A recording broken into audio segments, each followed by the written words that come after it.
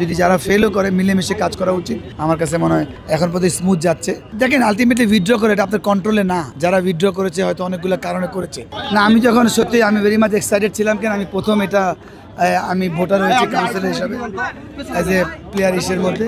But আমি এক second প্রথমত আমি যখন ঢুকলাম নর্মাল মনে হচ্ছিল, বাট ভেরি এক্সাইটেড। কেন আমি সবসময় বলি আমাদের ক্রিকেট কালচার এটা একটা কালচারের একটা অংশ। তাহলে মানে অনেক এনজয় হচ্ছে ভিতরে, যেহেতু আমার দুইজন ভোটার পাইলট এবং দেবু দুজনেই আমার খুবই ক্লোজ। একসাথে বসে আমরা কফি খাচ্ছি। উইনিং লুজিং ইম্পর্টেন্ট, বা মোর ইম্পর্টেন্ট যে আমরা একত্রে ক্রিকেট নিয়ে কাজ করা মোর ইম্পর্টেন্ট, যেটা অনেক সময় হয়নি। বাট আমার বিশ্বাস এই ইলেকশনের মাধ্যমে যদি যারা ফেলও করে মিলেমিশে কাজ করা উচিত, বা আমরা মিলেমিশে কাজ করব ইনশাআল্লাহ। ভাই অনেক রকম অভিযোগ আছে, আসলে আপনি কেমন দেখলেন? আপনি তো ভোটার এখানে এসেছেন, ভোট দিয়েছেন। এখন পর্যন্ত আমি কোনো এরকম কিছু দেখি নাই। আমি হয়তো বেশিক্ষণ হয় নাই, 15-20 মিনিট হয়েছে, তেমন কিছু দেখি নেই। আমার কাছে মনে হয় এখন পর্যন্ত স্মুথ যাচ্ছে। আর আমার বিশ্বাস এটা এমন কোনো বড় ব্যাপার না। এটা আলটিমেটলি ক্রিকেট বোর্ডে যারাই আসবে বা যারাই ভোট দিবে, ক্রিকেট কালচার হওয়া উচিত বা আর ক্রিকেট নিয়ে চিন্তা করা উচিত, তাহলে এগুলো অভিযোগ সরে যাবে।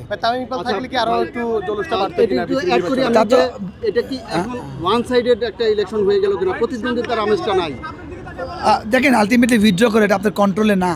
যারা উইথড্র করেছে হয়তো অনেকগুলো কারণে করেছে, এটা টেকনিক্যাল পয়েন্ট আমি হয়তো বলতে পারবো না। বাট যেটা বললেন তামিম ইকবাল হোক, ফারুক আহমেদ হোক, আমিন ইসলাম বুলবুল হোক, জাভেদ ওমর হোক, আমরা যারা ক্রিকেটের সঙ্গে সংযুক্ত লম্বা সময় সংযুক্ত ছিলাম, তারা যদি হয়তো আসে হয়তো পলিসি মেকিংয়ের কাছে অনেক ইম্পর্টেন্ট। বাট যারা ক্লাব নিয়ে কাজ করে তারাও খুব ইম্পর্টেন্ট, কারণ তারাও তাদের স্যাক্রিফাইস করে এই জায়গাটা আসেন।